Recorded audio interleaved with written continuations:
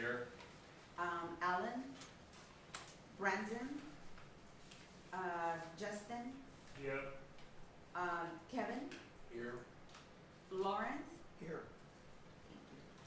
Robin, Navarre, Ron, Suchui. Here. Tony, Here. thank you. And I'm gonna call the resources, TJ, Here. thank you, Richard, Here. Jesse. Here. And Alex Bogart. Here. Thank you. But Jillian's not.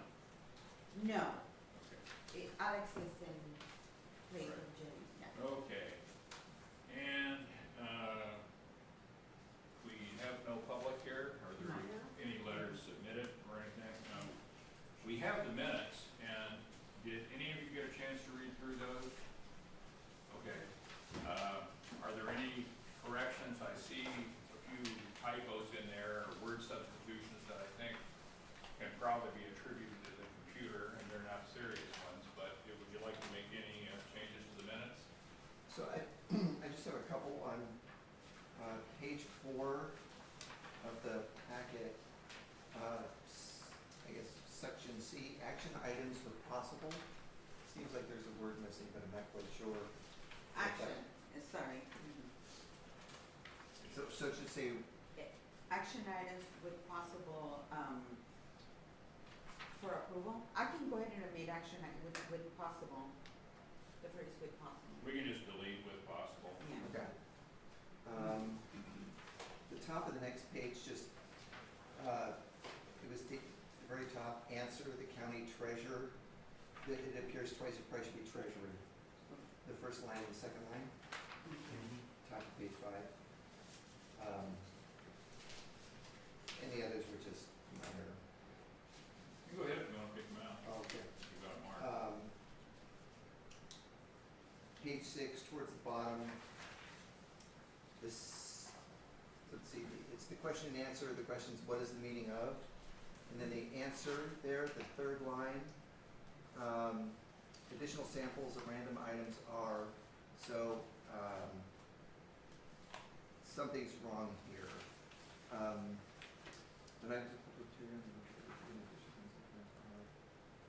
If you read the sentence, there's either the words missing or too many.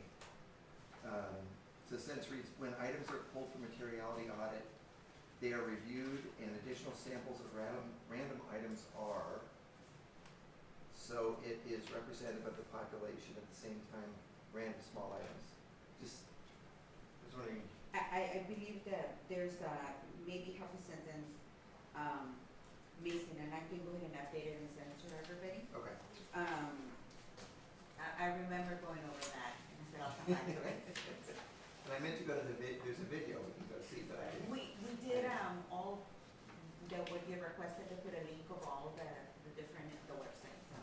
Oh, and I meant to do it just so I could figure out what to say, but I didn't get that far. Top of page 7, second line, in the italics, cost of bond counsel, which is SEL. Bottom of that page, VP Jones, answer VP Jones for projects such as the Rosemead Satellite Associated Students. Is that what it is? Associated Students. So adding the B.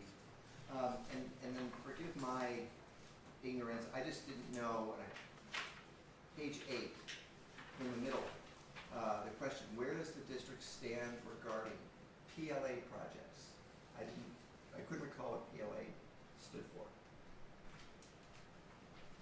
Does anybody know? The PLA Oh, good. is something. Project labor agreement. Yes. Yeah, and that was the one where there is a agreement that everything will be done in union shops and pre-negotiated.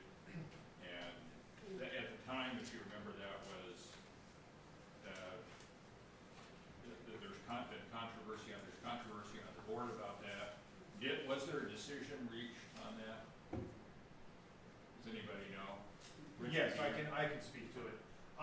It's now, instead of PLA, it's CWA, Community Workforce Agreements. And staff has been given direction to look into generating that type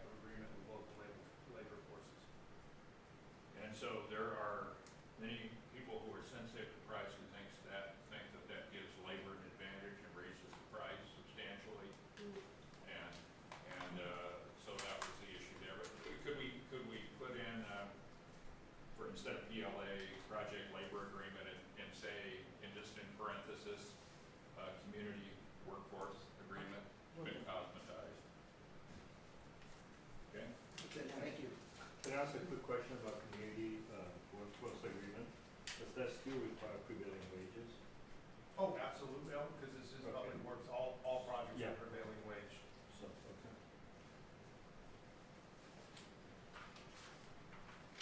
And then, okay. Any other corrections? It's a fulsome, thank you for the fulsome report. We had, I think it was a meaty discussion with lots of issues, and we have a fair amount in there too about the, if you remember, the certificate of participation, which is a kind of internal borrowing that's done in anticipation of other money to come, which was used substantially for the building we just walked through. So, you notice that's in there, Dan, that was reasonably well covered. Okay. Is there a motion to approve? So moved. Lawrence moves. Who second? Tony. Lawrence moves, Tony seconds. All in favor? Aye. Opposed? Abstentions? Motion passes. Okay, so information items, and so before we go ahead, I'd like to, if we could, it's not on the agenda, but I think I can do it, unless you tell me we can't. We noted before that Alan was moving from La Cañada to Pasadena, and then I heard from somebody that he lost his house and is now moving back to La Crescenta, so I don't know if he's gonna be back in. Oh, you mean Brent? And, Are you talking about Brent Cruiser? right, Yeah. He what's is- going, yeah, tell us. Yeah, he lost his house, so he's currently in La Crescenta until end of April. And he found rental property in La Cañada, so he will be moving back to La Cañada this spring. To La Cañada. Yes. So maybe, I don't know whether it's possible, but it would be nice if we could get him back. Oh, yeah, I'll get towards you. So, yeah, if he can do it, and he is, Senator Jim Lau appointed him, so she would have to probably do it again, and his term would be up, but I think he was a good participant, so sorry about his house, so we might tell him that we pass that on. And then,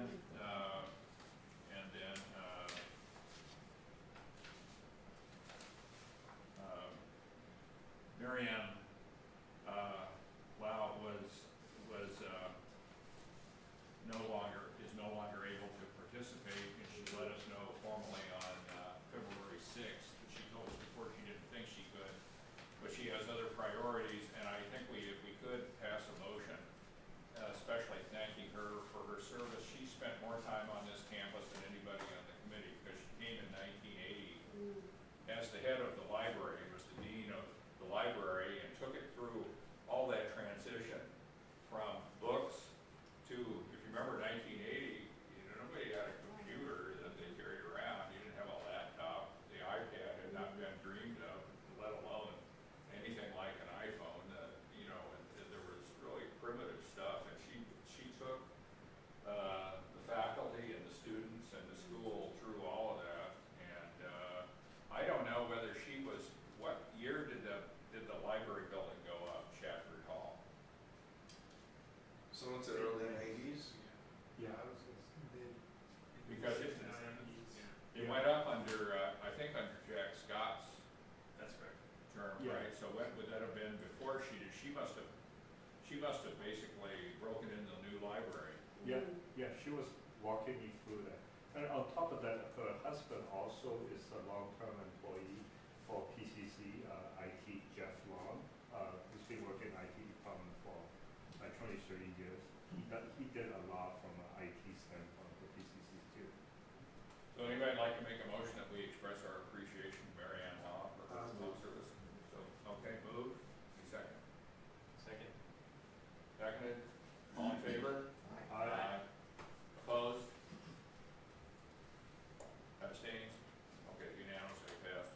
Reminds me of the time that somebody was sick at home and they got a card that said, Charlie, the staff got together, we wish you well.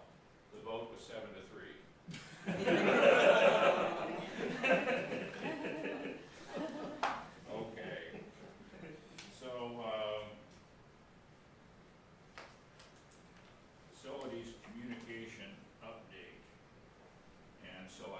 that's our financial report that we have here of current things, but maybe we can put that off for a moment and go to the, if I, with your permission, change, put the annual report in front of the facility communications.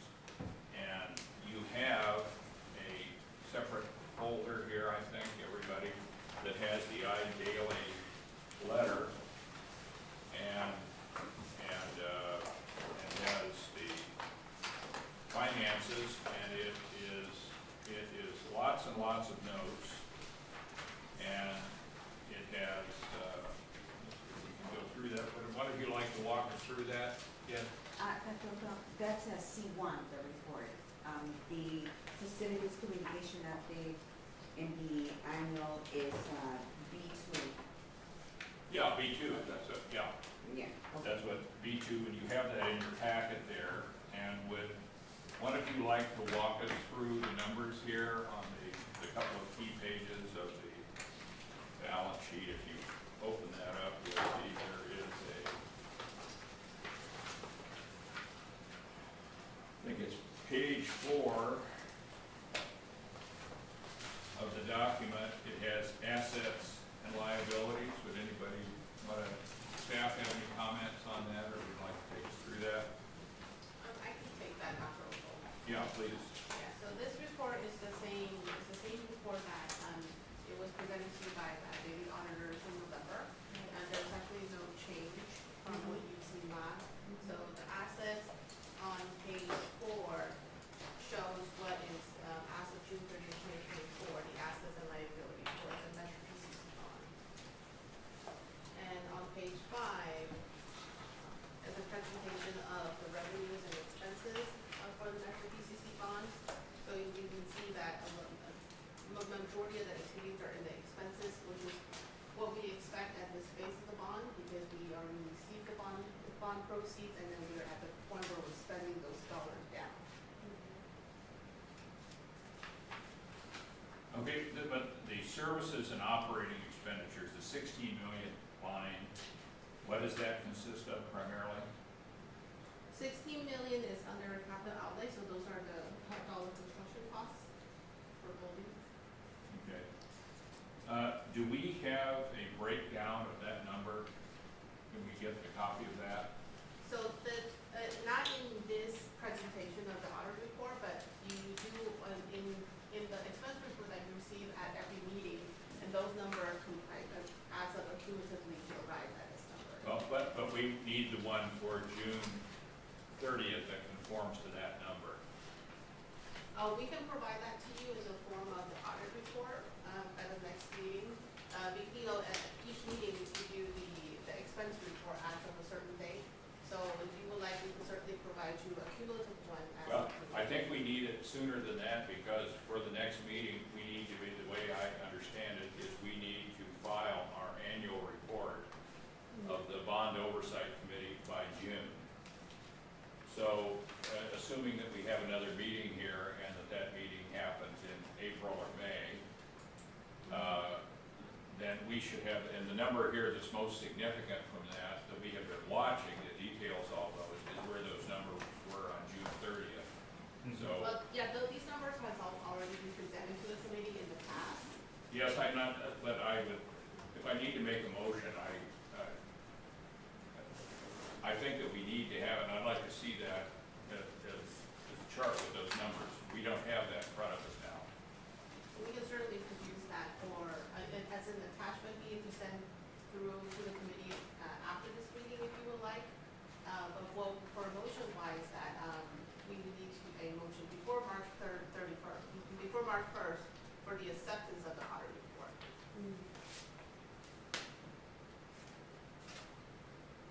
Okay, does anybody else feel that we need to see the breakdown of that 16 million? That's what we're here to watch over. I'm trying to dig it out right now. I feel like last time when Edie was there, I think we had that conversation, and I'm trying to dig back on the stack of things. I think I might have it someplace in that stack. If we just continue though. What was the number again, 16? 16,134,010. Yeah, I agree with you. I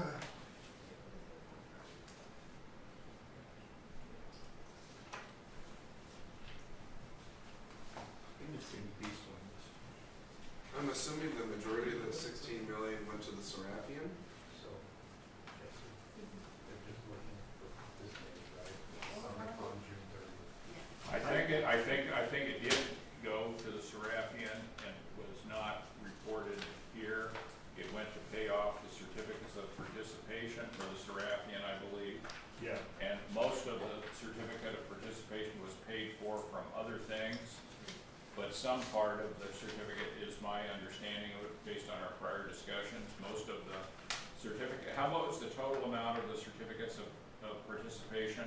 Just one second, let me bring that up. 60 million or something like that? this is what we had last time, on June 11th, expanded. Right. But I don't think that's, yeah, I don't think that's the number. I don't think that's not it. I don't believe. This one has paid for. Yeah, so total proceed for the COP was 23 million. Okay, so some of that was paid for by other sources from state monies that came in, right? No, the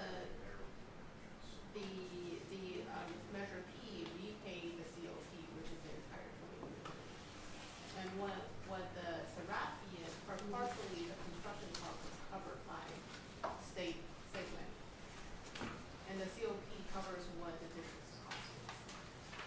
Okay, well, I think we need to have, I'm not satisfied with this until we see the detail on the capital outlay and on the so-called services and Yeah. operating From the expenses. That was what I'm going So we need to see the detail of both of those as of June 30th. And that's a source document that I and Bailey can give us. So if you would just give us that worksheet, where did that number come from? It's a very simple request.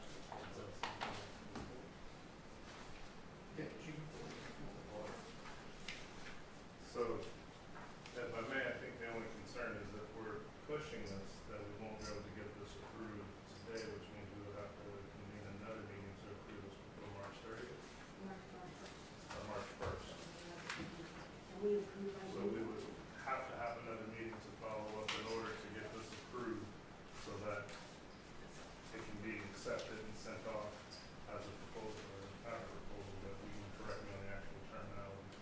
Yeah, we just by statute, we have to make it board or have to make a motion to accept before March 1st. Yeah, which is entirely the same report that. Ken, why don't you, can you call Ida Bailey now and see if our lady who's here that's in charge has that information? Maybe she has it right now and she can send it to us. I'm not sure if they can be on call like that. Well, why don't you, would you please try? Please do.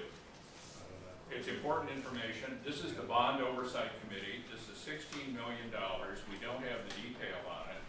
And I don't know if anybody on the committee, if there's a motion to approve this, somebody can make that motion.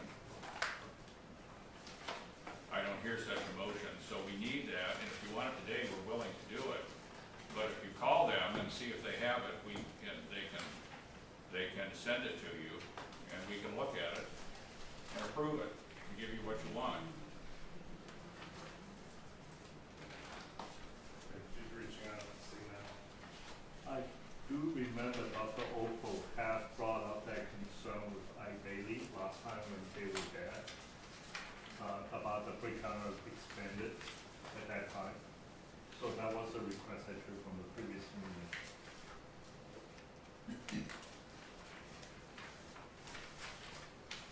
There is a little bit of a gap, based on what we have given. I think, the number that we have is June 11th. The number that's presented in the audio was June 30th. There's a difference about 100 80,000 or so.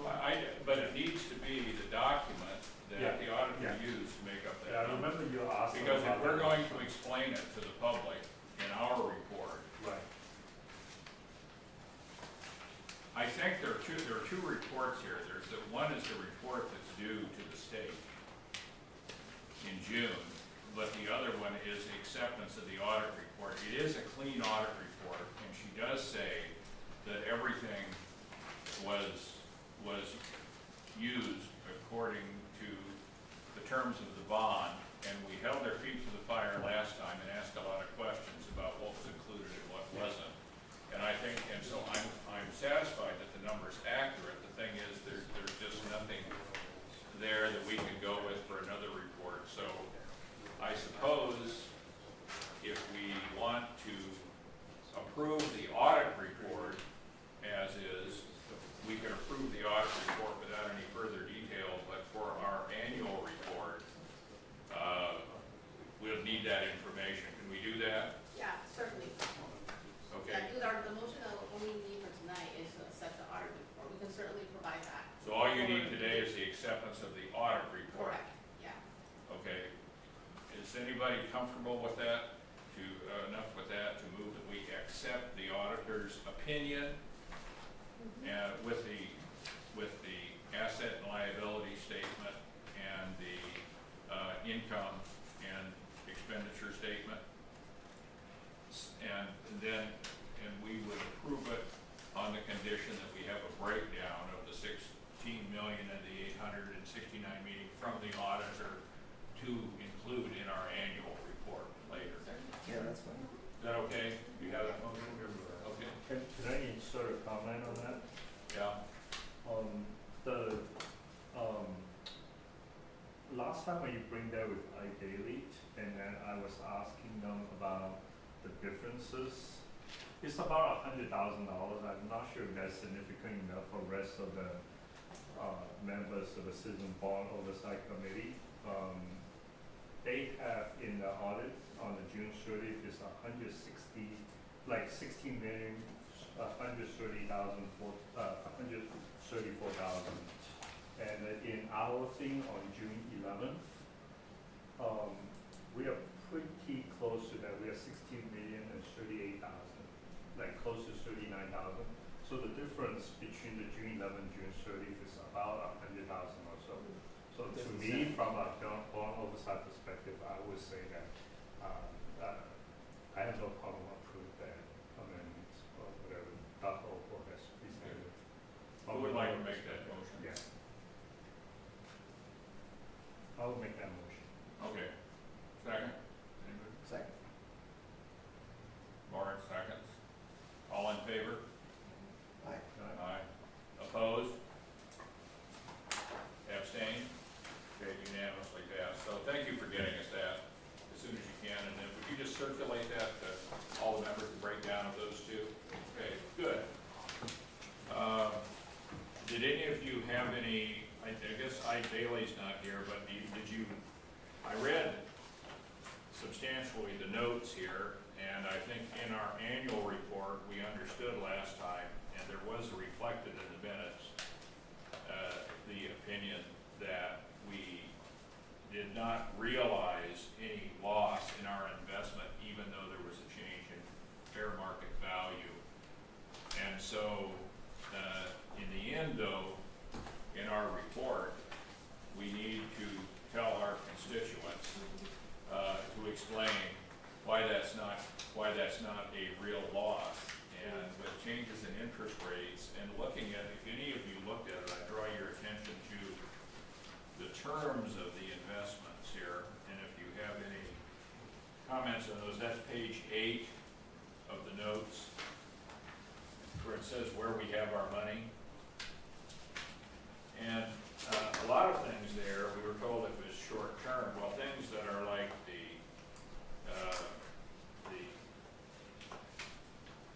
maximum remaining maturities going out even a year, 90 days, 180 days, 270 days is not an issue.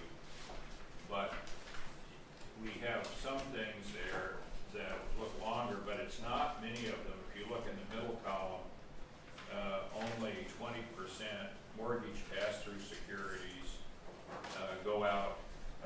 5 years, so there's a maximum exposure of that. So that's how much, if interest rates stay above, now you're the financial geniuses, if the interest rates, and we've got some very smart Claremont MBAs in here, so. Laura, you can explain to us. But would you like to, Lawrence, would you like to discuss page 8, the bond and short-term money layout there? Well, you know, again, it all depends on where you think interest rates are going and who has, what governing body approves the, how far out these securities go. Right, And the percentage of it. You know, it's a mix of percentages through, short term, the majority of it is short term. You also want some long term as well. It just depends on what your philosophy is. I'm not an investment guru for that. Hopefully we've hired people that know this well. Well, the ones that I draw your attention to, the column says none for the top several of them, longer-term treasuries and all that.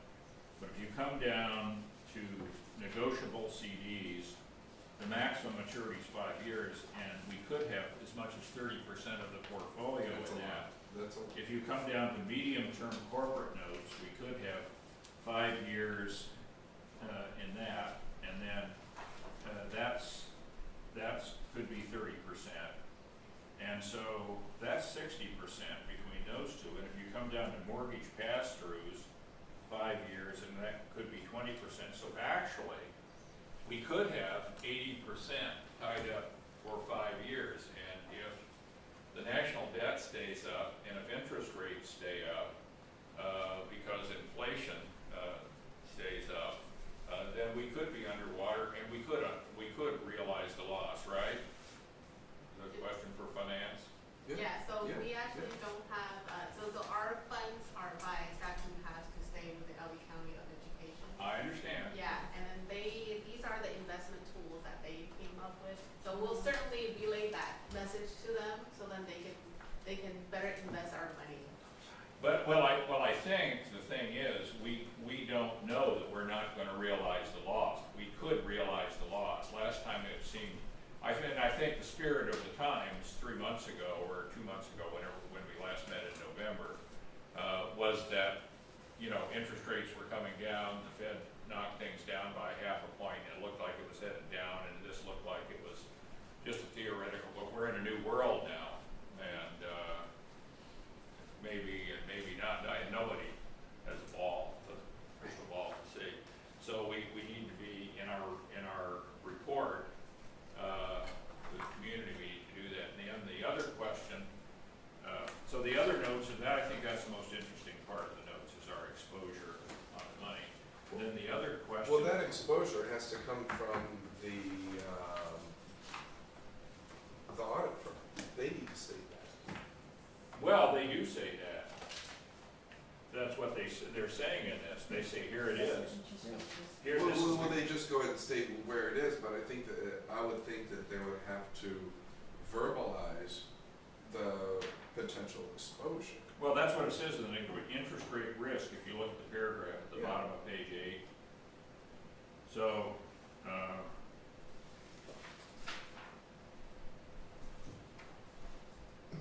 But at the end of the day, the district does not have any control per se no, we in don't. that mix, right? It's LA County Investment Pool. Yeah, We don't, but if on this, if we realize that full loss, that's $3.5 million less in this first tranche that we have to spend. so you're saying that's something that should be shared? Yes.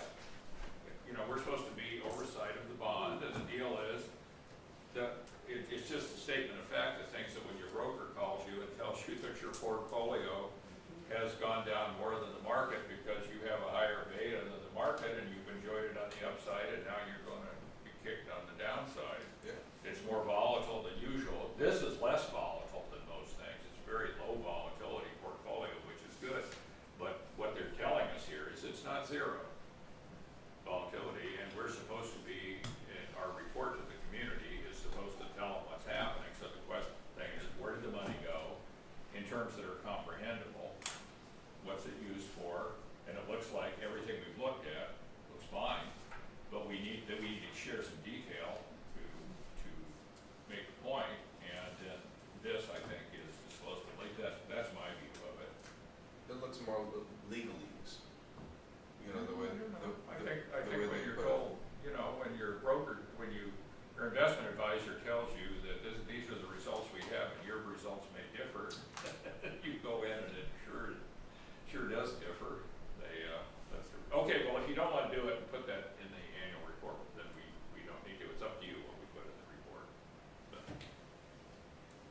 other discussion on the I. Bailey report? We passed, we've accepted it, yes. Question, just another aspect of what you just asked. In the past, with the other bond oversight committees, do they include that kind of verbiage in their annual reports?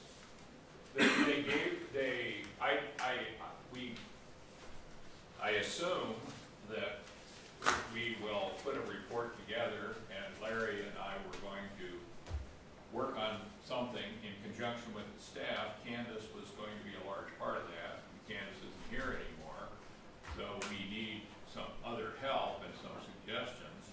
And so, as to what we put in the report. I know that Jillian has said that we'll be able to provide support to get the report done. So Okay. that's definitely on the. Okay, so if you could, as soon as possible, Lawrence and I will work with you if you've got some suggestions about it. You heard what I said, I think, including something, if the certificates of participation are included in what we have used our money for, we put it in and got it back, and we did to some extent, I think this is a bragging point, and it's got some nice visuals. So that, you know, show your best side.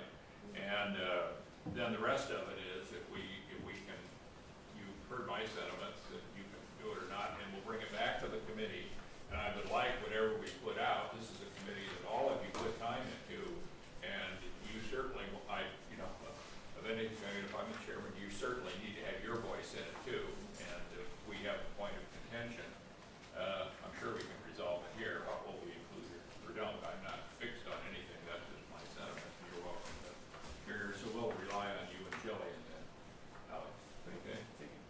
And, by the way, congratulations on getting Steve and Connie Ballmer to give the PCC Foundation $1 million. Did you all see that? Yeah. No. Very excited. Steve gave. You know Steve Ballmer, from the co-founder of Yeah. Microsoft, and his wife Connie gave the PCC Foundation $1 million for fire relief of PCC students, right? Wow. Yeah, I'm from the foundation, maybe I can speak Yeah. briefly about that. It was discussed in the last executive committee meeting. I think Steve actually, when the fire happens, it wasn't just $1 million, it was actually $3 million, $1 million to the foundation, I think $1 million to PCC, and another $1 million, I forgot what it's for. On top of that, Steve Ballmer's organization is working very closely with Airbnb for students and faculties that are affected by the PCC. There is a special webpage that Airbnb built that I think the college will soon roll out to people with simple application, that they will give vouchers to, I think, don't quote me on that, but I think they were talking about 2 weeks for faculties and 1 week for students that are affected. It's a special page in Airbnb, and then just link that to your Airbnb account, and then you can utilize that for people in the, and it's a very generous donation from the Ballmer organizations.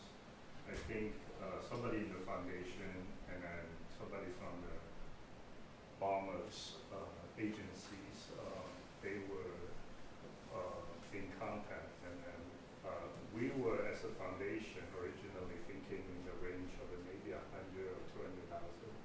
So literally, the foundation chair was in tears when he found out they finally decided to give $1 million to for this particular cause.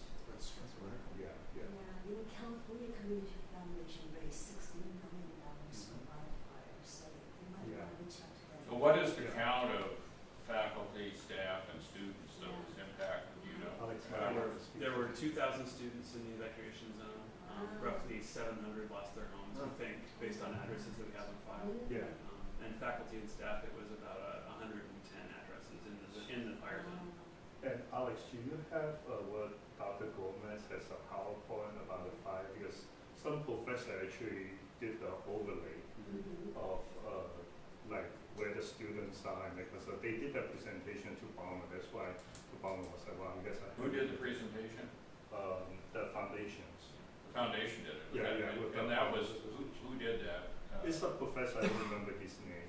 Brendan Wallace is a geographic information systems professor who Mhm. took our addresses and overlaid them with the shape of the fire burn zone. Yeah. He was able to show basically what addresses we had on file and where they What's, moved out. what's his name? Brendan Wallace is the faculty member. Yeah. That's very good, so, okay. Yeah, so they have a And that went, and then who did the grant proposal? the foundation. But who in the foundation wrote the proposal? Um, It wasn't Hoyt himself, was it? no, it wasn't, I was, in one of the meetings, but no. But there was, a couple people. Well, good work, congratulations. And I Yeah, hope we yeah, get they some did publicity really out of good this. work We about don't really have much of a newspaper here anymore, but Yeah. Thank you. at least the outlook ought to cover it. It was the new lady that just joined the foundation office. I forgot her name. Amy Carnes. Yeah. What's her name? Amy Carnes is the new Yeah. faculty program officer. I'm sorry, foundation program officer. Yeah. Okay. I would say with that information, reach out to California Community Foundation. That's helpful. They still have $30 million left for wildfire funds. They gave California out, Community Foundation. California Community Foundation. Yeah, They I gave talked- out 30 million, they raised 60 million, gave out $30 million so far, so they still have a lot left over. Yeah, I was talking to the foundation. Apparently, when Bobby left, the interim one didn't work with the community foundation, the college foundation that much. I told him that he has to go talk to them, and he's in contact with them now. Yeah. Yeah, Frank. Yeah. So, thank you. Okay, so, good money. Another thing related to that, do we have to the fire, is there any sense of the impact on the bond, on our revenue stream? Because we've got a lot of property taxes that are gonna be adjusted, and presumably, I mean, our people, part of this is an ad valorem tax on the value of the property, and a lot of the value's been lost. I mean, at least 50% in the case. So, is there any projection about what's gonna happen to the income stream from the property taxes to support the bond? Well, I'm assuming that since there's a large loss in Altadena, we won't be able to fully use the $565 million because there's each individual home or property that's left intact only pays a certain dollar amount towards that. So I'm assuming that we won't have access to all the 565. Is that correct? Actually, we spoke to our financial advisor for the bond, and then they assured us that, although that the Alvina home belongs to a lot, the tax base, fortunately for PCC, but unfortunately for the folks that lost their homes, that it doesn't change their tax base very much, because most of the values are in the land. So, revenue-wise, it doesn't affect us very much. And our tax base is by assessed value. It's about $12 per 100,000 worth of assessed value. And also, Altadena is a portion of our service district, and there are 7 service districts. Most of them are like unaffected. So at this point, we don't have any risk as far as revenue stream to support our bond repayment. So then we will have access to the 565. Yes. Yeah, I mean, the 565 is voter approved, that we can issue up to that amount. And we've issued the first tranche, which is 135, and then we'll issue the next series. But at that point, then hopefully things will be better. But that largely had to do with how the bond market operates at that point in time. It doesn't have a lot of impact or interaction with the property owners themselves. I don't know, I think the losses in Altadena are supposed to be like, It's what, tremendous. 20 billion, and taking $20 billion off the tax roll, is going to affect the amount that's collected, I would think, significantly, because you've got, and especially people who bought houses recently, that are paying $1 million for a cottage, or 800,000, or 700,000, at the tax, those are significant taxes, those are several $100s or $1,000.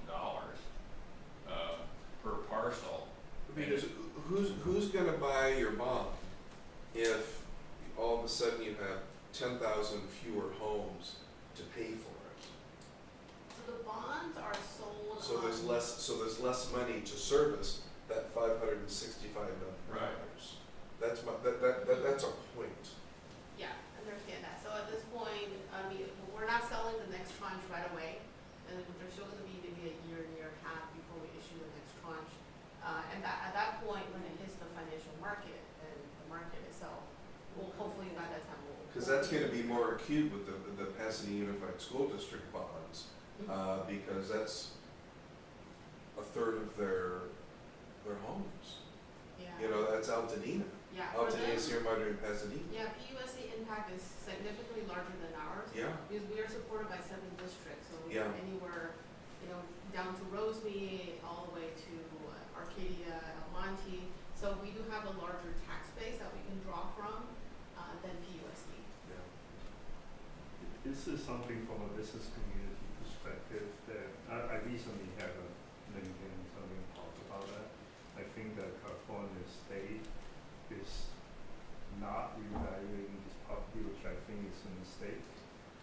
Like for people that lost their houses, they are basically stuck with the same property tax that they can pay later. That's my understanding currently what the governor's office said, but they didn't say that these property will be revalued even though you lost the structure, which to me doesn't make sense. That doesn't make sense at all. Yeah, but they're published right now, it's just I think you can delay it like by 6 months or whatever. I say, why even pay property tax when my house is gone, you know? But they could petition, right? No, like land value makes sense, but the house structure itself, you remember property tax when you get it is two Yeah. pieces, right? If that house is gone, why are you still stuck with the Yeah, same just property tax bill? Yeah. But that is something that That doesn't make sense. we're working, like several of us been talking to certain state representatives, they haven't done anything in that particular, they've talked to Kathleen Barger, they talked to some other people. They say they will take up our concerns with whatever. I haven't seen anything, movements in that particular hand. Well, if they fail to do that, I predict that they will turn California from blue to purple at least. Exactly. I don't think, Well, I at don't think least they're in gonna the- take that political risk. Yeah, at least in our area, that a lot of people are affected by the houses. I mean, like with the April property tax bill coming up, for those includes the PCC bond on it, so somebody that's lost their entire property, Yeah, and maybe, and in some cases in Altadena, they're not going to be able to rebuild on the lot, yeah, because they're too steep or whatnot, some at the top up off of, out the top of Lake there. There are some from people from JPL, there are 5 houses there, and they said you can't rebuild any of it, it's an Yeah. unbuildable lot. So they've insured the value of their residence, but you don't insure the land usually, because you assume it's rebuildable. Yeah. But they have an unbuildable lot now, and in Yeah. Kinaloa from '93, there are lots that, Yeah. of the 143 houses that burned, there were 40 or 50 lots that were not allowed to rebuild on. yeah. So if that happens, there are big losses out there, and that would seem to me to be several $1 million a year in revenue that would go to pay off the bonds. Yeah. This is gonna be a pretty heated topic coming up soon. People, Bond buyers don't like that. Well, I mean, the $10,000 loss of structure represents probably less than 5% of like the total PCC bond area, right? I mean, it's gotta be really, it's not significant, just looking at the big picture. 5% is a lot. It will be I'm sure it will be below 5%, I'm assuming. I don't know how many parcels are in the PCC district. Okay, we can solve that in this. So well, it's something for us to think about in the future. We probably don't have to worry about it too much in the time that most of us are gonna be able to continue on here, so. No. Do you want to go through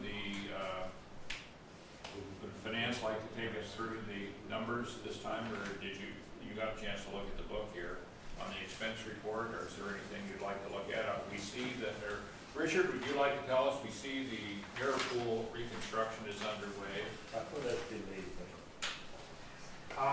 Well, so little dark out there now, but no, the mirror pools is probably about a third of the way done.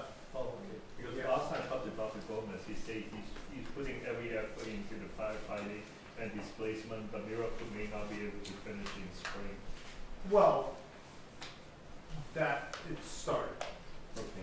The delivery date is still anticipated for the June graduation. Cool. So, yeah, no, it started, yes, we were in the middle of the fires when their contract was supposed to start, and they mobilized a week later, but they've been on it and they've been working it Cool. completely, so. Did you wanna do the financial, or you wanted a quick briefing on what is going on? Well, I think, first of all, let me see, I think we're done with item C, are we not? We put that in front of item D on the agenda.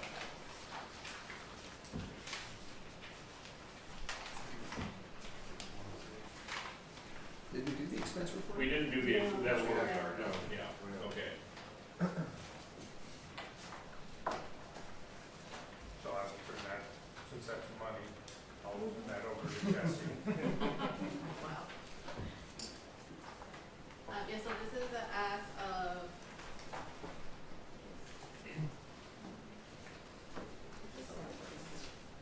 If you look at page 23, are there any details that you would like to look at? There are more interesting things. We've talked in extenso about some of them. We had some report in the narrative here that there's some, the W building, somebody's still in there for a while, but it's basically vacated.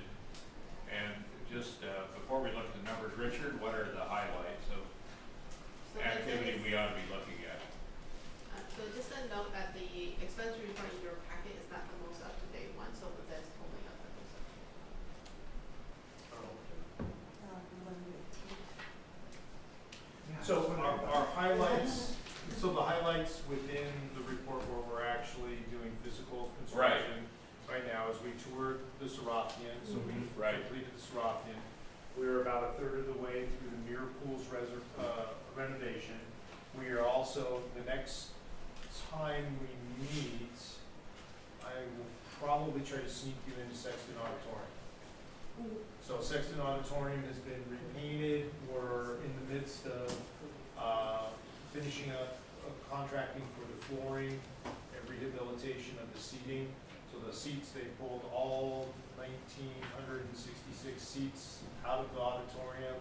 They went off to a specialized vendor who has now repowder coated all the original seat frames and are reupholstering them. So that's the next kind of the project that's being worked on. We just signed a contract with the CEQA consultant for Rosemead, and we're gonna be, you won't see that expenditure, so I'm kind of blending kind of facility highlights with what's on the expenditure report. But we'll start to see some expenditures on Rosemead, as we bring in the consultant, the project management team, and the architect to start designing the Rosemead project. We are also working on, which may hit as expenditures probably, it will either hit directly to a project that will get added, or it might come under general expenditures. We are working on a district standard for all buildings, new buildings, furniture, spaces, et cetera, so that there's equity within the college. We're also working on criteria documents, so the criteria documents inform the design.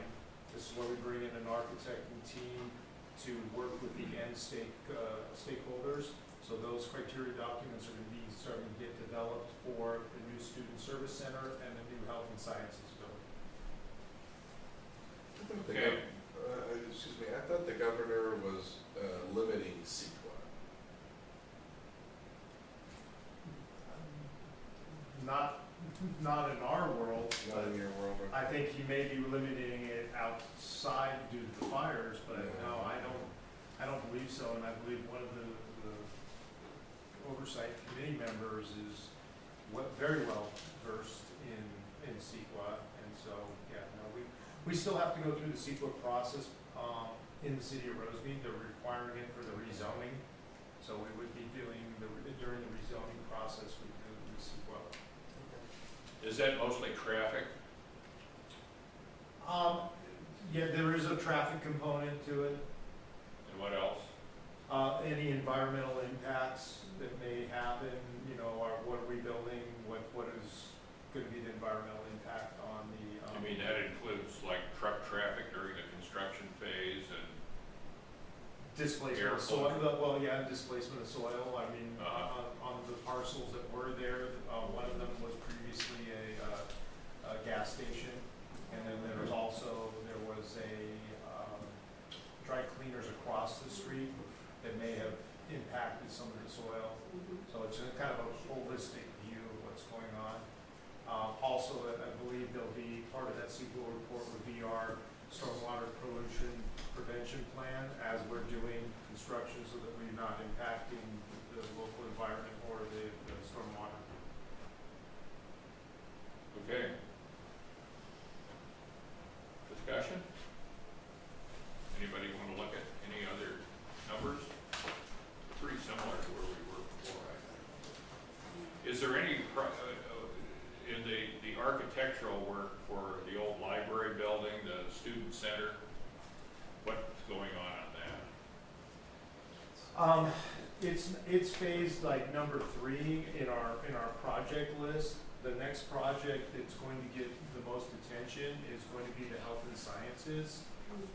We currently we're rehabilitating the dental lab that's in our building, but based on today's standards, my understanding from the division head is they've had to cut the program almost in half. And so they really are looking for a new space, and so that would be in the health and sciences, the health and sciences building that's proposed to the. And where will east. that building go? It will be to the east of the Serafi building where we were today. Okay, So that parking lot area, and then as I explained, the vision is to have a collaborative courtyard between Serafi and the health and sciences building that the students can have. okay, so that's gonna be, so where this has physics, chemistry, and biology, this is gonna be the clinical things in nursing and, dental and all that? And I believe there is some spillover since Serafian was a replacement building, and it housed departments that have grown. So at the end of the day, we may be splitting off some things, but right now it's getting left behind in Science Village. Some of those programs, microbiology, and some of the other ones that they have that are not fitting in Serafian. We could not increase the square footage being a state support project. So we were stuck with the footprint and the classroom sizes that the building was designed in the 70s for. So since the 70s, programs have increased, there's more demand, and so we're gonna have to figure out, once we get the building signed off by the state, we may move microbiology over, or biology over into the new health and sciences building, and then they can expand physiology or anatomy. But I believe they said they didn't have enough labs for the demand of student interest. Okay, great, I've got, if you got, there's a new version of the, So was that is making of the overview of the funds, and main thing that I noticed is that our encumbrance number, went from $1.7 million on November 18th to $8.6 million today, and the biggest changes are, as Richard's just discussing, from 146,000 encumbered last time for the mirror pool to 5.5 million. So our mirror pools, pool is gonna probably come in close to a $6 million number there. Just one quick thing, Richard, before you start, I see some of the confused looks. The one that's on the board right now is the latest one that Dr. Opal is referring to from February 20th, where the one ones in your packet, Is unfortunately, November from 18th. November 18th, Yeah. so So this this- is where the differences Okay. are coming in. Yeah, and here's So- your, So, So can we get this? yeah, she's printing screens. Oh, that's what it is. great, thank you. Yeah, I'm not sure she has to do all the sheets. If she just do the top sheet, I think that tells us a lot. Yeah, as far as the, Thank you. Just, if she just do that one sheet, I think. But I'd like to get an email's fine. Definitely, Yeah. we'll get it to you digitally as Maybe well. electronic, but. Thank you, thank you. The mirror pool project, that is the not to exceed, because we did lease back on mirror pools. So as that delivery method, the contractor gives us a guaranteed maximum price with a contingency. So it won't be over 5.5. Okay. It will be, we're anticipating it to be, I think we had a $500,000 contingency in there, plus we've had some de-scoping that's gone on that they've bid on. So we're anticipating it's gonna be, at best case scenario, 4.8 to 5. So the 500,000 is a contingency built in, 10% contingency built in. thank you. May I ask a question? Richard, thank you, taking us on a tour and sort of in today. I think, everything is beautiful, state of the art, projectors, Wi-Fi's and everything. And also definitely looking at this budget, it doesn't matter if it's November 18th or, the latest one, it seems like we are staying within the budget and providing, state-of-the-art facility for the students. I think that you guys are doing a great job. It's hard for me to see that, like for my own internal company or whatever, like as when we run projects or whatever, we have some sort of things that kind of predicts if something is in the risk of overruns on the budget or whatever. They would like my people highlighting during orange or whatever. For me, any of these things that you're currently running right now from a construction management perspective, is there anything that you foresee or you are currently seeing that might have a chance to overrun the budget? Any of these projects that's going on there right now? Again, when we work, I'm gonna give you a short answer and then I'm gonna elaborate. Yes. Because there's escalation, right? Right. And we're going to be competing with the construction, Yeah. especially when Altadena starts to go Palisades, building materials are gonna go up. Right. Contractors are gonna pick and choose and they're Yeah. gonna raise their rates, and so we anticipate that. Now, when we put in rough order of magnitude, when the architects do their estimates, when they sat down and looked at the bond, and we looked at our delivery schedule, those numbers had built-in escalation. Right. Now, whether inflation tracks with that built-in escalation, it's not, they were not all booked in at 2023 values. They were booked in as the value with escalation of the year of construction and delivery. So we do have a cushion built into all You of have the a budgets. contingency of 10%. Yeah, so I would say right off the bat, mirror pools is one of the ones that came in excess of what we had planned, but it was also compressed in the delivery schedule. So we took a delivery schedule that we wanted, that would normally have taken 12 months, and we've compressed it into a 4-month. And so unfortunately, when you compress schedules, of course, it's gonna cost you more money, because they're running longer hours and they're working weekends. Was that a board decision? That was, yeah, a college decision. So, and the other, what influences that decision also is Rose Parade. We couldn't start, I mean, we generate, and Jesse might be able to elaborate on what we generate, but we generate from the rental of the seating out in front, and that would have impacted that generation of revenue if we had started earlier on the project. So we kind of got backed up because of the Rose Parade. You know, there was a couple other factors that it didn't go out during the summer. So that was, I think, well, I believe I reported last time, we had to rebid the project because we only had one bidder. That's when we rebid the project as a lease back project, and we went out to some of the larger vendors to get a better contractor pool. So we had anticipated that we were gonna get that type of price from the one vendor that we didn't have confidence that they were gonna be able to deliver, so we went back out to bid, so that compressed our schedule more. But sounds like it still meets your contingency budget. Yeah, I mean, so far we're tracking. Some of the bigger projects will definitely, by the time we get to a rough order of magnitude for Rosemead, and again, there's certain factors that the college can't control, which is what is the market, what is the cost of a 2x4, what is the cost of a box of nails, you know, what is the cost of steel when we're doing steel frame building. Those things we'll see when we get closer. And so what would happen is if we start seeing an escalation in budgets, then we would re-rack the bond list and maybe take something of a smaller value that was scheduled to be done later in the bond and move it forward if we can get it done for the bond dollars that we would have remaining. Yeah, but that's the challenge when I was looking at a budget like this. Typically in a construction, I can see kind of like a tracking budgets. We, at this particular moment, we are spending, you know, as what we anticipate at this particular moment we can get.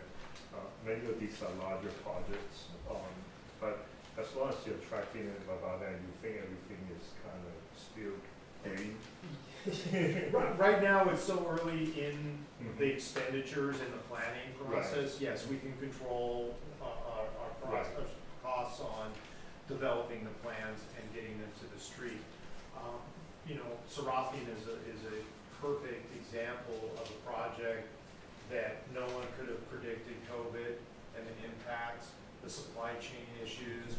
I mean, we are a year over delivery schedule. Right. And that costs money and overhead, not only to the college, all the project management, all the involvement internally that the college absorbs, but it also impacts the contractor. They're on site for a year more than they want, than they bid, because they bid it pre-COVID.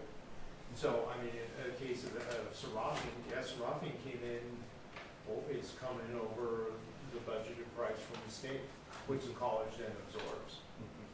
It would be cooler, I think, if we can get into a more complex project like Rosemead or whatever, if we can see that, not just the budget and expenditure, but like from a tracking perspective, and, you know, the current expenditures, are we 20% behind or we 10% behind budget or something like that? That would be cool. Certainly. Sort of like something you have a tracking budget on a Correct. more complex project, yeah. Yeah, correct. The project management team, when they build out our schedule, we know how many days we should be in the city, how long CEQA takes, how long DSA takes, and they'll be able to track the hours that they have invested per the delivery schedule. Yeah, budget versus expenditure. Well, I mean, just looking at the pool itself, the budget doubled from 3.1 million to 6.2, is that correct? Am I reading this correctly? Where are you, what are you at? I'm just looking at this November number, which was Miracles. 3.1 million. The budget was, that was based off, again, on the mirror pools. Based on like 12 Mir- months. We gotta put a pin across here. Looks like it's slightly, 3.1 to 6.2, so. well, I'm looking at budget was 6.2. Versus like 3.1 million. Those are just comparative. Okay, to the 3.1, yeah. I don't believe, and that was based off of a rough order of magnitude from the architecture company. I don't believe their number was too accurate. There were some additional components that were added into the Mears Pools project. When it was originally scoped, it was purely a rehabilitation, but as we looked at the space and saw and envisioned that it was gonna be a collaborative space we had to bring in some infrastructure for IT so that students can use their laptops and access the internet out there. So that was something that was not originally scoped in the project. And again, here we are at market value, the budget increased because of the time constraints. Were there any competitive bids, or was this just a negotiated price? The way we ran the lease-back is there were four firms that come in, and what the four firms come in as, we pick best value off of what we call the front-end documents. So everybody looks at our same front-end documents and give us a factor and cost for the duration of the project, their overhead, their insurances. And so then based off of that value and going through a couple other factors of past projects within that realm, we pick a best value contractor. And then with that best value contractor, then they see the full set of plans. And then they go back and work up a maximum price, and then it's a negotiated price. Okay. Do you expect to increase the budget of the mirror pools in the future as well? I'm sorry? Do you expect to increase the budget of the mirror pools in the future as well? No. No. This is the maximum, this is the guaranteed maximum price Okay. with a 10% contingency. So what you're seeing is the 10% contingency is there is if the district wants to add something, which at this point there's nothing that we're going to add, but part of that that agreement of having the lease back is to have a 10% contingency. So that's the guaranteed maximum price with the contingency. We expect it to come in at $500,000 less than the encumbrance. Now, what you're seeing with the budget is also what we call the soft costs, right? The project management and the FF&E, the furniture, because the district, you're looking at on the encumbered side right now, as you're looking at the contract, for the contractor to build it, we still have furniture and some other items, some of the back end on the IT infrastructure. So that's what you're looking at as a total budget, including the overhead, internal overhead, the project management. Okay, he just gave you the opening to give Jamal a little heat here, and not all that expensive IT stuff. Jamal, do you have any comments? I'll add in also some of the lightscape that we're doing for the Centennial projects as well. But Rich is spot on, there was definitely additional trenching that was needed. We had additional infrastructure that had to be brought in so that we could actually operate not only the skate lighting and everything that we're doing to go along with the 100th Centennial, but as well as for the wireless infrastructure that's going out, making sure everything was outdoor accessible and able to survive through the elements, so it wasn't something that was just placed out. But that was really the big portion of the IT infrastructure portion that was going in. The majority of it is the trenching, manholes, the fiber optic cables, all the pieces that it actually takes to support that. That's where the bigger cost comes into play. Okay, and anything that you'd like to add, Jesse? I think Tricia covers it all, TJ. Any other questions? This is an action item. We have a motion to accept the report. I'll move. Tony, yeah? Second. Justin, thank you. Second. All in favor? Aye. Opposed? Abstained? Move second, unanimously passed. Okay, thank you. Bill, just one other question. So in light of what happened, the increase in the budget for the mirror pool, should we expect to see similar increases with a number of these other projects as we move closer to construction, or is that an outlier, do you think? I certainly hope that I'm not gonna get the director to accelerate anything in a atomic speed fashion, but, I would expect, I don't have a crystal ball, I'm listening to the same newscasts that everyone at this table is. I'm going to expect in the next 2 years that we're going to see increased material costs And labor. and labor. And I mean, you have the Olympics coming, you have 2 areas of rebuild. Perfect storm. Yeah.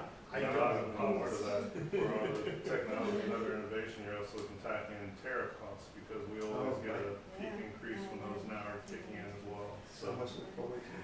Yeah. So again, I'm not, you know, being in this business for this long is, you nailed it. It's a perfect storm. This is when it pays to be a contractor. You get to pick and choose and name your price. I mean, this is unfortunately the market we're in. We will thoughtfully come through and design the buildings that will give our students the best educational support that we can. And we will take it to competitive bid, and we'll continue to watch the budgets. And as I said, if there's a critical building that I know that we could be putting out double the student graduates in dental, we're gonna move forward with a building that allows programs that provide necessary skill sets to the workforce. We're gonna build those buildings. And if that means that student services has to wait, or we need to go look for some other funding source or commitments to build the remaining buildings in this phase 1, I do wanna say that, you know, when they did the master plan and looked at the college, we only got about half of the money committed through this bond that this college needs. It is a 100-year-old college. It has failing infrastructure. There are buildings that don't meet today's curriculum needs. And so, I mean, there was always going to be another ask to bring this college up to current standards. But as we work through this and we give you your reports and we see where our budget is, I have a whole list of that other half of the work that we can bring a smaller project up into this, so that we would still commit and build out. We have that opportunity to slide something in and push something farther out. That's great. So my follow-up question to Lawrence, but we have time for one more quick question, is to Jesse. Earlier when we were touring, I asked you when's the next phase of the bond, as you mentioned is 2026 is when you guys thinking about issuing the next phase of bond. I see on that reserve fund is about $36 million right now.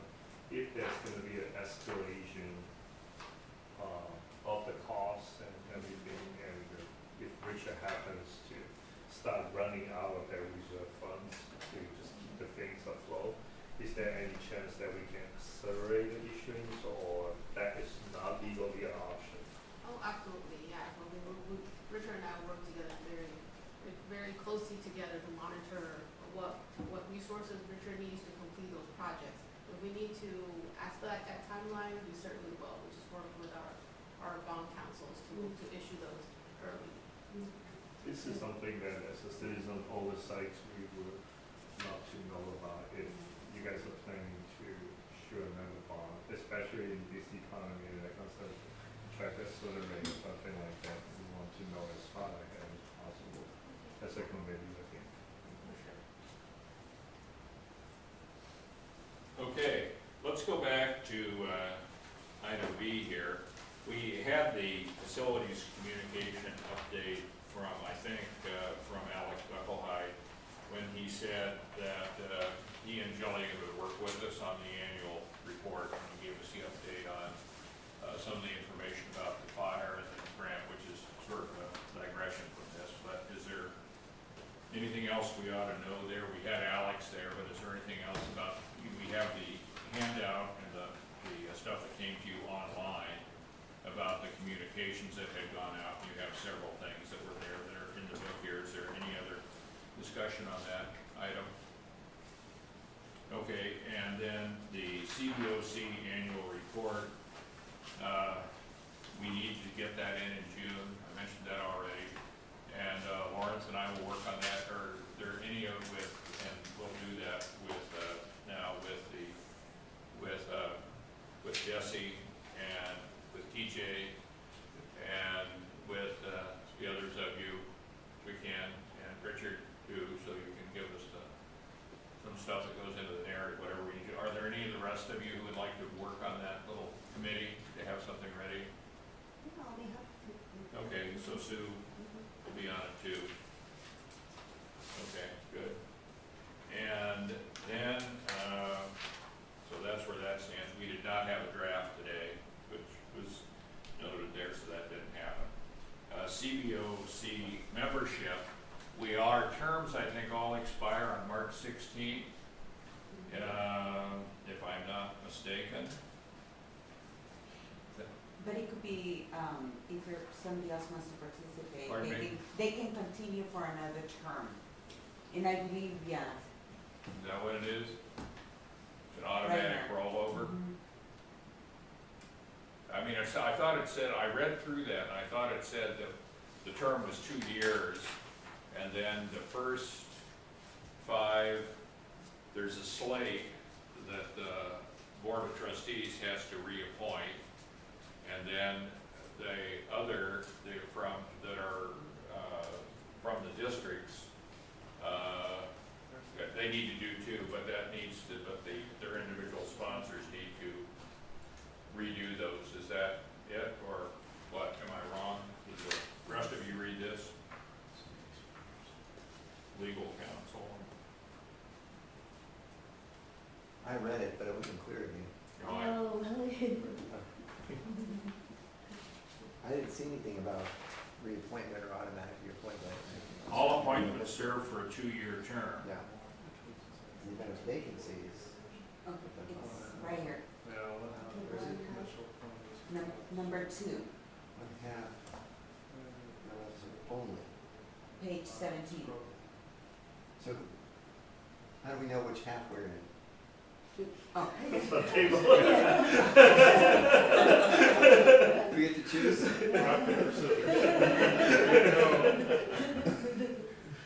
Because yes, I did see that, but I wasn't clear. Who was who? Do we know? We don't know. Okay, can we convey that to, who do we send that to? The board chair? Who's the board chair? that 2. I'll take a look at it and get back, I can respond back to you with the. Okay, so let me know, and let us know Yeah, what happens, and if they want to make reappointments, could they do that and tell us before the date? And then I guess you maybe need to, let me just ask, are those of you who are serving now willing to continue serving, yes, if asked? yes. I think it's time for me to let another student take over, especially when I'm about to transfer out. Yeah. Yeah. Okay, so, and, Yeah. okay, so then, when are you gonna transfer? This fall. Okay, well You know where then, you're going? Not right now. They're releasing the acceptance very much. Yeah. So we already have one half. but Justin, you'll be here through June this year, or when do you graduate?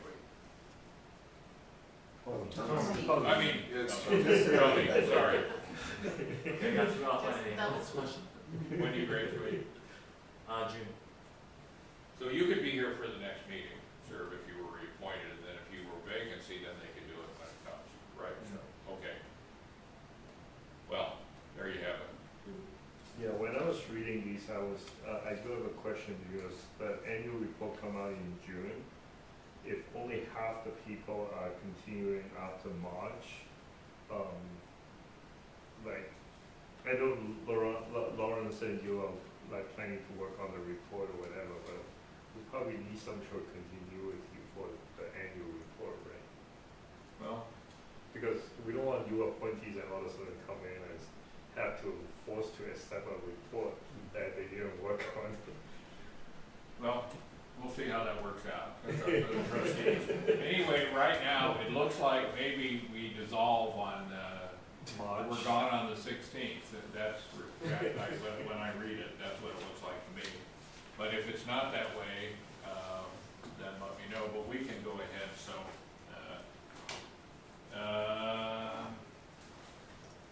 And that's the question, and so TJ, you're gonna get back to us, or somebody is on Yes. that? Definitely. So that'll be we're in TJ's Either that or hands. the next invitation to the next meeting, some of us may not get invitations. Right. Or whoever shows up rolls over. There you go. But that's exactly, we have half of the committee. Yeah, here, after so it's exactly, so there you everybody go. shows up. Okay, so let's go to item D, and let me flip the two, and let's look for a date. And if it's all different people, then they can change that. And then we'll look at the agenda items, and my suggestion is,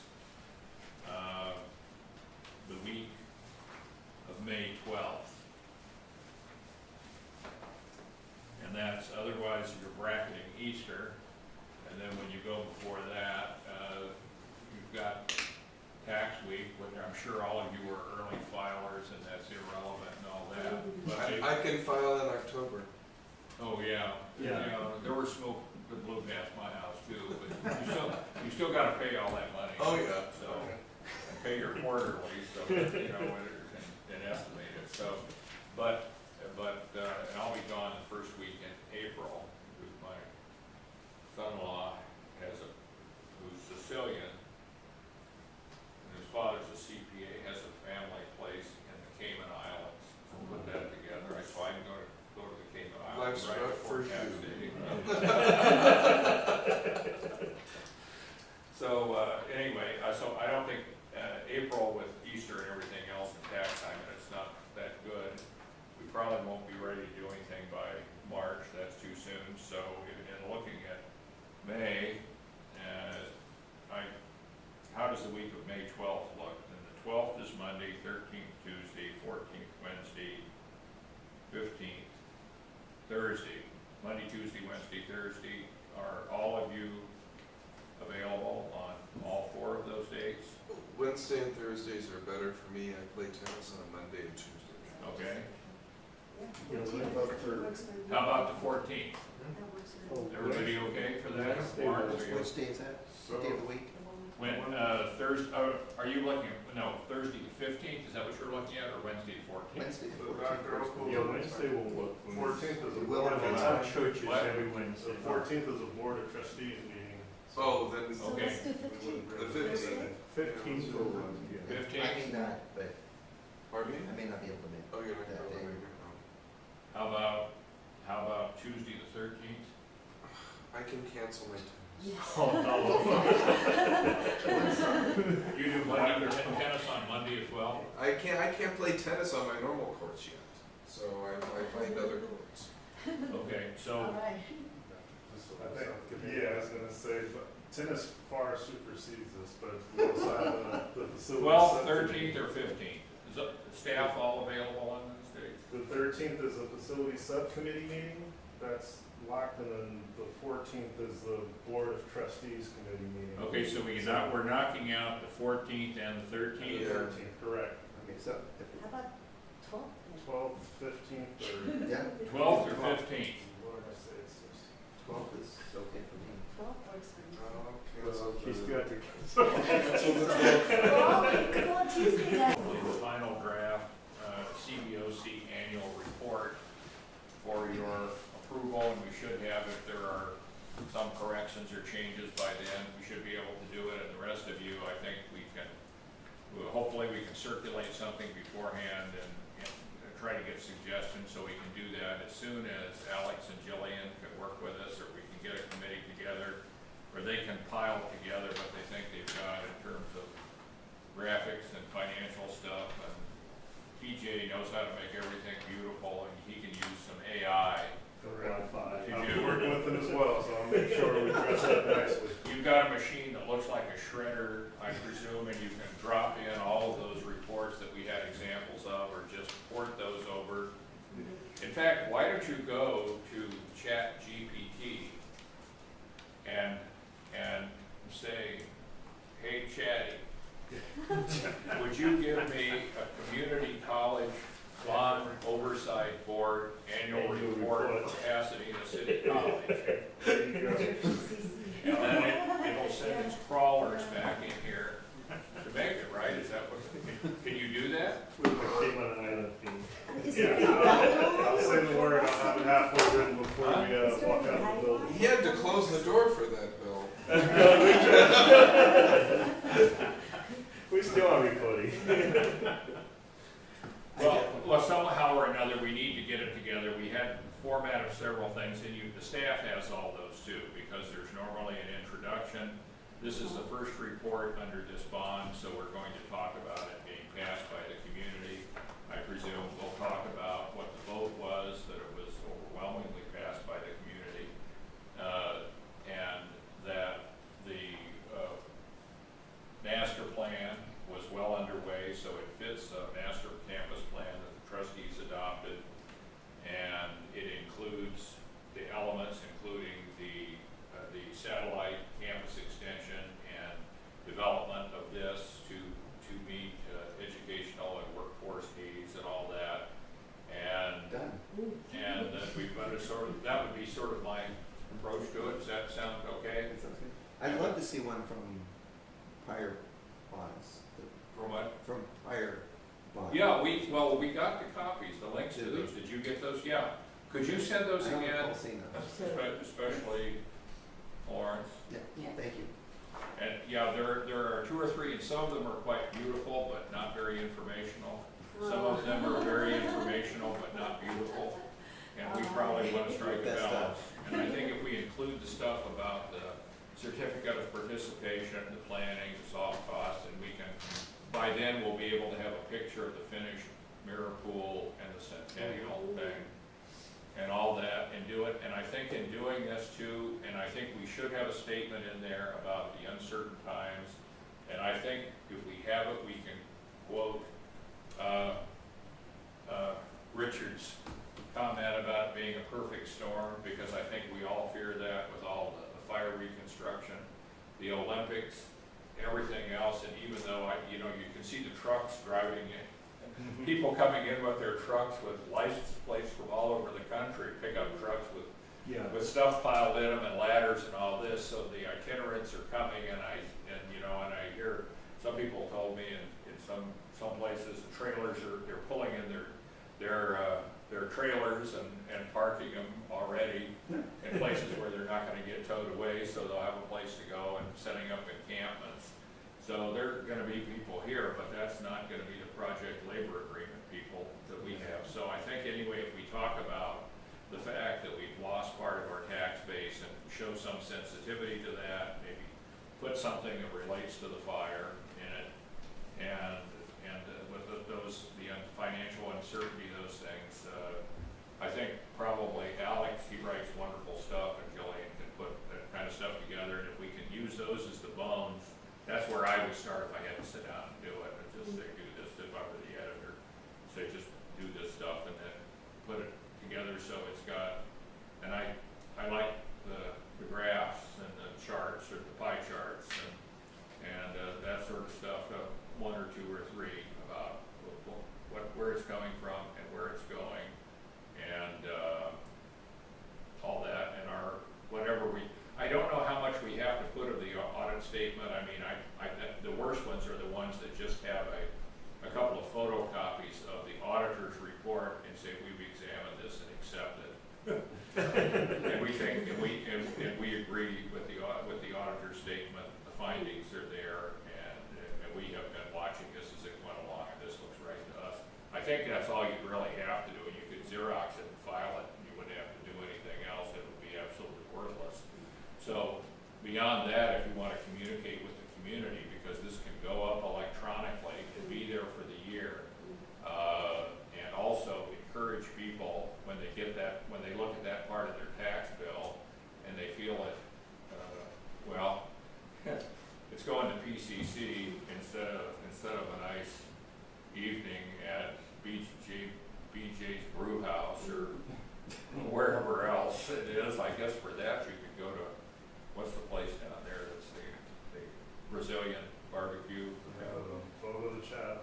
Fogo de Chao. Like you go to Fogo, when you look at it, Jack, you go to Fogo de Chao and get the max 10 times for this. You gotta look at that and say, instead of having a caipirinha and some good meat and pretty good dessert too, I'm happy to be giving it to PCC. I think we want everybody to feel that way, right? So if that's what's happening, and if not, then we need to go back and we can be nice about it, but if we don't like it, we don't have to do it. We don't have to find that it's okay. If we don't agree with the auditor, or feel they haven't given us detail, or feel that what the trustees have done does not comport with the bond says we have the right to say that. So if you feel that way, we can say that too. So this is a report to the Board of Trustees. This right? is a For the report, community. this is a report to the community. The community. Saying where our constituents are not the Board of Trustees, that they put us here, but what we're supposed to say to the community is whether you're representing the foundation or seniors, or most importantly, the people in your district, the taxpayers, small businesses, all those categories are supposed to be here. And, you know, when I look at this, I'm trying to look at it from the point of view of the old people whose costs are going up and who aren't necessarily. Everyone's costs are going up, just not old people. Yeah, well, and yeah, but, you know, so anyway, when you look at that, that's who our constituents are. We're not here just supposedly for PR, we're supposed to be here for a serious purpose, to be sure that the college is doing what the bond said they would do, and, So does this get mailed out to everybody in the district, or is it just posted online, or, like, how do people know about it? That Yeah. sounds expensive to me.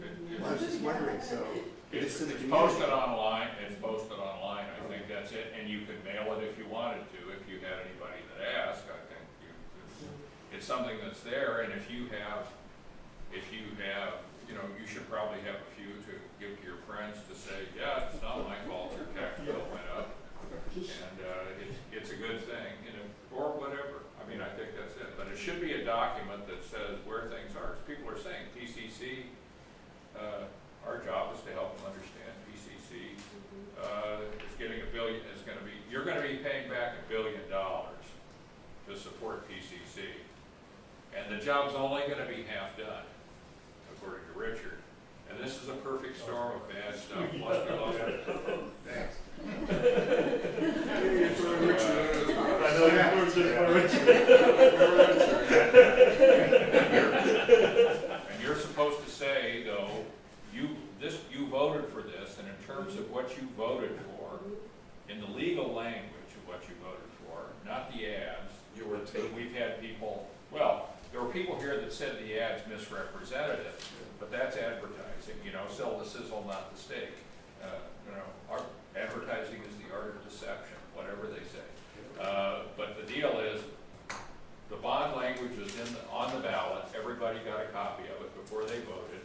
And what we're supposed to do is say, the trustees have ensured and the staff have ensured that the money is being spent the way the bond says they can spend it. And if we find it's not, then your moral duty is to say, no, this isn't right. And I think, I don't see anybody who's not capable of saying that if they think that's the case. And you don't have to trust anything. You can ask the auditor anything you want, and if we don't think the audit has provided enough detail, then go back to the staff or go back to the others and ask them to provide it. So it's a serious undertaking, and the ambit, the scope of it's restricted, but we know what our job is, I think, and our job then is to tell the public, is to be, at least have a report available, say, yes, we looked, and this is okay, or yes, we looked, and we've got some concerns here, and here's what they are. So, that's what we want to do. Okay. So what do we want on the agenda besides looking at the draft of the report? We'll be looking, of course, at an updated,